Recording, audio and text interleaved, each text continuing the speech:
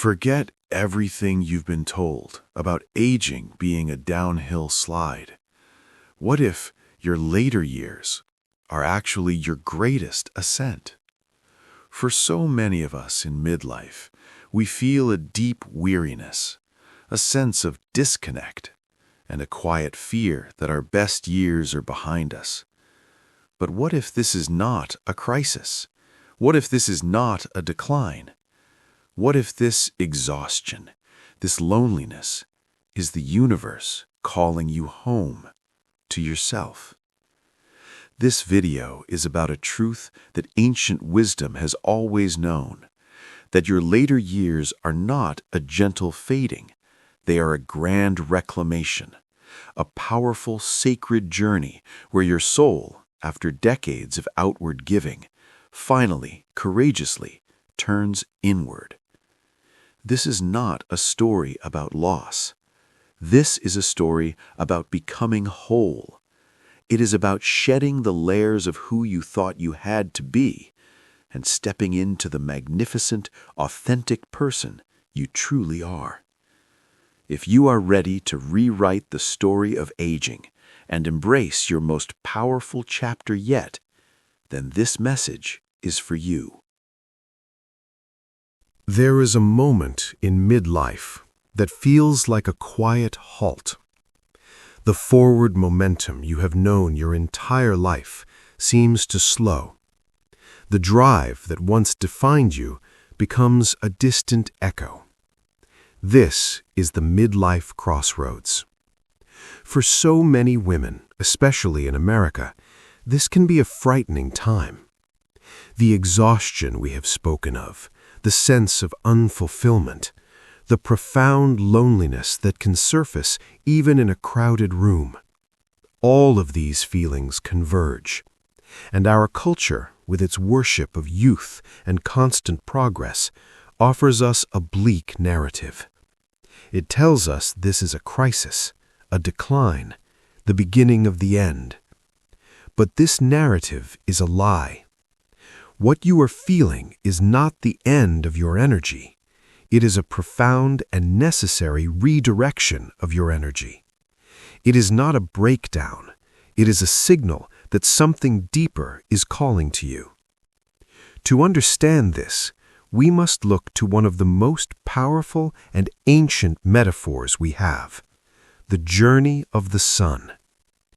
Think of your life like the journey of the sun across the sky.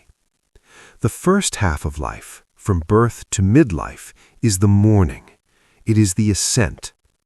The sun's purpose in the morning is to climb, to gather light, to become stronger, brighter, and to reach its zenith at high noon. This is the journey of the ego. It is the necessary work of building a life in the world. We build our careers. We build our families. We build our identity. We are focused outward, on doing, on achieving, on becoming. This is a beautiful and vital part of our journey. But the sun does not stay at noon forever, and this is the secret that our culture has forgotten. The afternoon of life, the second half, is not a lesser journey. It is a journey with a different and perhaps more sacred purpose. In the afternoon, the sun's purpose is no longer to climb. Its purpose is to radiate. It begins its slow, graceful descent, not in weakness, but in a magnificent offering of its accumulated light and warmth. The afternoon sun bathes the world in a soft, golden, knowing light. It is the light of wisdom, of harvest, of completion. This is the soul's sacred turn inward. The energy you once used to climb the corporate ladder, to raise your children, to prove your worth to the world, that energy is not gone. It is being recalled. It is being summoned inward for a new essential task, the discovery of your authentic self. This is why the old ambitions lose their spark. This is why the outer world can feel less compelling. It is not because you are in decline. It is because your soul's attention is turning from the outward construction of a life to the inward illumination of a self. This is a journey that cannot be rushed, and it often begins with a profound loneliness, a feeling of being disconnected from the world you once knew. This is natural. To turn inward, one must first withdraw a certain amount of energy from the outside. You are creating a quiet, sacred space within yourself, a space for your own soul to finally be heard after decades of listening to the demands of the world. This inward journey is not about becoming selfish. It is about finally tending the garden of your own being, so that what you offer the world from now on comes from a place of authentic, overflowing fullness. The journey of the second half of life is not about doing more. It is about being more of who you truly are. And to do that, we must first understand the masks we have been wearing for so long. To understand the journey of the second half of life, we must first understand the masks we have been wearing. This is the courageous work of shedding the mask and unearthing your authentic self. Carl Jung had a specific name for these social masks. He called it the persona. The word persona comes from the Latin word for the masks worn by actors in ancient Greek theater. It is the version of ourselves that we present to the world, the curated, acceptable, and often successful self that we want others to see. For women, our personas are often deeply intertwined with our roles. The persona of the perfect mother, the persona of the competent professional, the persona of the supportive wife, the persona of the easygoing, agreeable friend. We learn from a very young age which masks will earn us approval, love, and safety, and we become very, very good at wearing them. These masks are not inherently bad. They are a necessary tool for navigating a complex social world. They help us function in our jobs. They help us maintain harmony in our families. The problem is not that we have masks. The problem is when we forget that we are wearing them. It is when we mistake the mask for our true face. This is one of the primary sources of the soul fatigue we feel in midlife. It takes an immense amount of psychic energy to constantly uphold a persona that is not fully aligned with who you are. It is the exhaustion of performance, the quiet drain of silencing your own thoughts, suppressing your own needs, and shaping yourself to fit the expectations of others. The soul's sacred turn inward in midlife is a call to begin the work of deconditioning. It is a loving invitation to gently and without judgment begin to set down the masks that have become too heavy to carry. This is not an act of rebellion. It is an act of profound honesty. It is asking the question, who am I beneath all the roles I play? Who am I when I am not trying to be anything for anyone else? This can be a frightening question, because for so long our sense of self has been built upon these very roles. To let them go can feel like a kind of death. And in a way, it is. It is the death of the false self to make way for the true self. I remember a woman, a CEO, who was the epitome of the powerful, competent persona profile. She was brilliant, respected, and deeply, deeply tired. She told me, "I feel like I am a magnificent suit of armor, but I've been wearing it for so long, I've forgotten how to take it off. I don't even know if there is anyone left inside." Her journey was not about destroying the armor. It was about remembering that she was not the armor. She was the soft, vulnerable, and incredibly wise woman living inside it.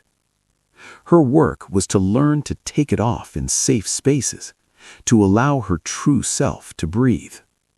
So, how do we begin this courageous act of deconditioning? It starts with gentle awareness. Simply begin to notice the masks you wear throughout your day. Notice how your energy shifts when you put on your work mask or your perfect mother mask. You do not need to do anything about it yet. The simple act of noticing creates a space between you and the mask. In that space lies your freedom. Then you can begin to create small pockets of mask-free time where you are not performing for anyone. This is the sacred purpose of solitude. It could be a walk in nature, a quiet cup of tea before the house wakes up, time where you can just be.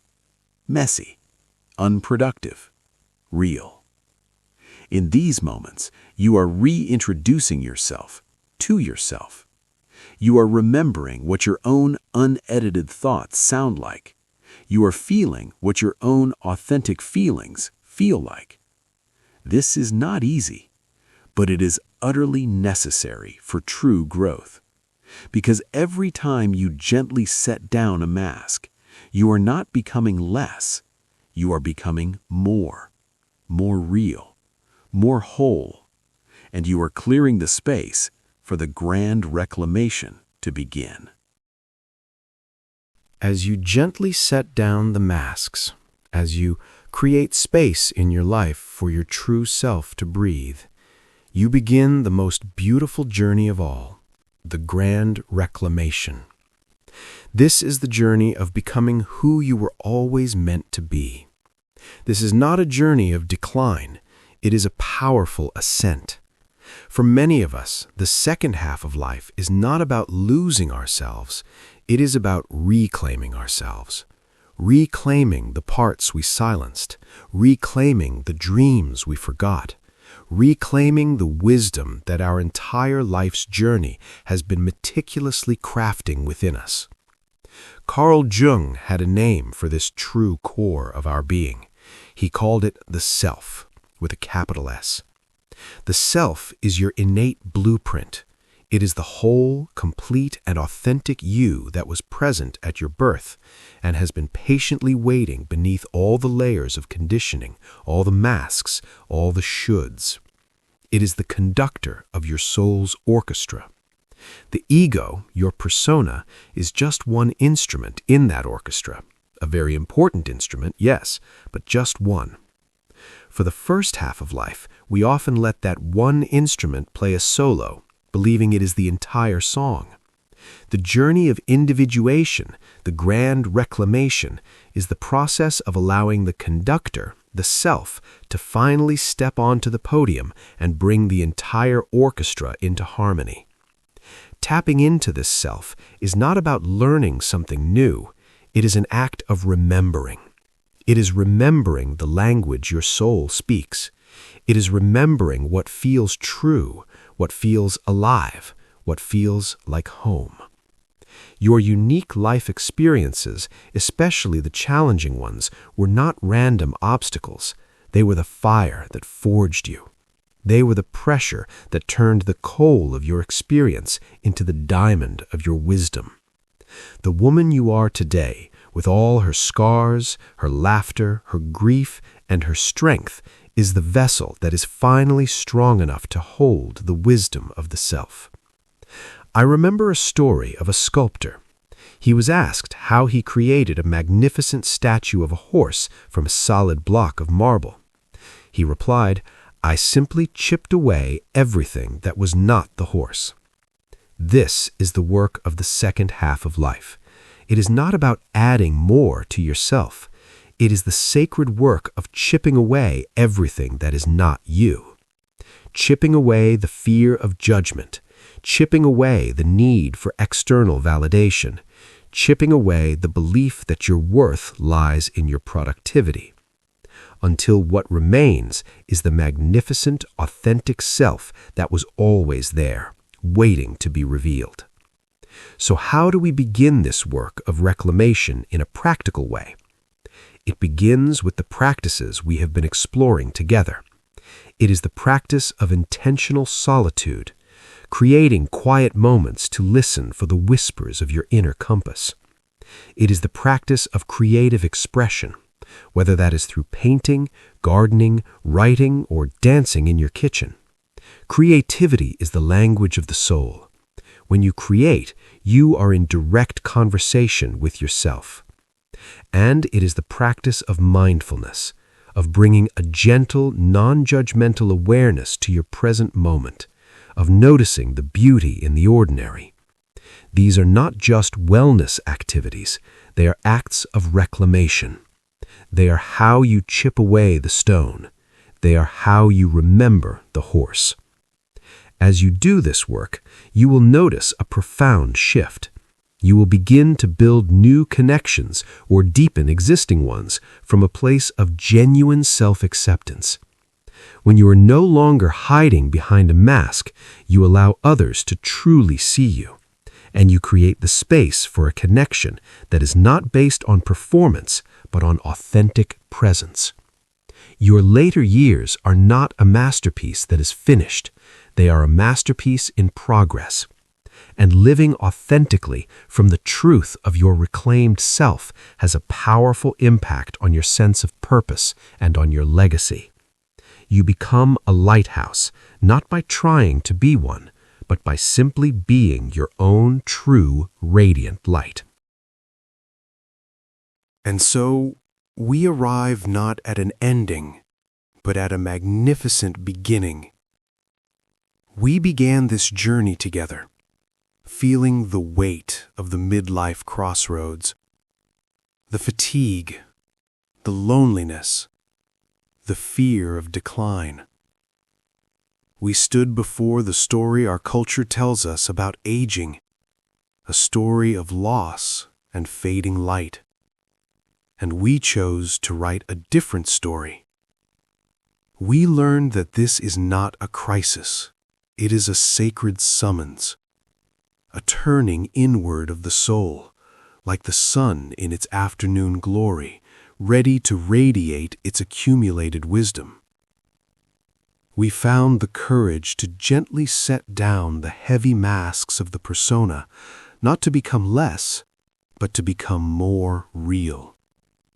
And in that authentic space, we began the grand reclamation, the journey of remembering the self, the whole, complete, and magnificent person we were always meant to be.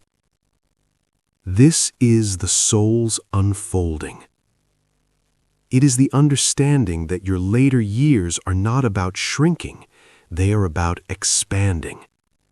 Expanding into your wisdom, expanding into your truth, expanding into a peace that is not dependent on the world outside. Please know this.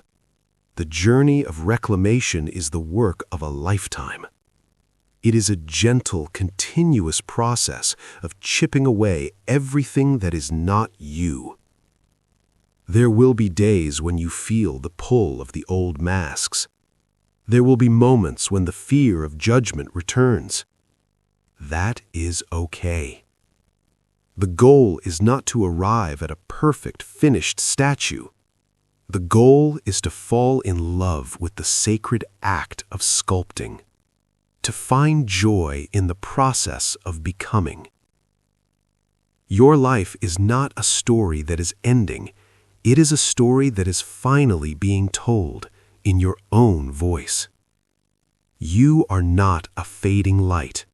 You are a star that is just beginning to gather its true brilliance. If this message of reclamation has resonated with you, if you feel the call to embrace your own unfolding, I invite you to make a declaration. Share in the comments below one mask, one role, one should that you are ready to gently set aside even just for a moment. Your courageous act of authenticity could be the very permission slip that another soul has been waiting for. Let us create a space of radical self-reclamation together. And as you begin this beautiful, courageous journey of living from your authentic self, be prepared. You will encounter resistance. Not just from within, but from the powerful, unspoken rules of the world outside. In our next video, we will arm ourselves with wisdom. We will dissect the insidious shoulds of society, the invisible scripts that try to keep women over 45 in a small, well-behaved box. And we will learn how to break free and live a life that is unapologetically our own. Thank you for sharing this sacred space of becoming with me. Be gentle with yourself. The masterpiece is unfolding.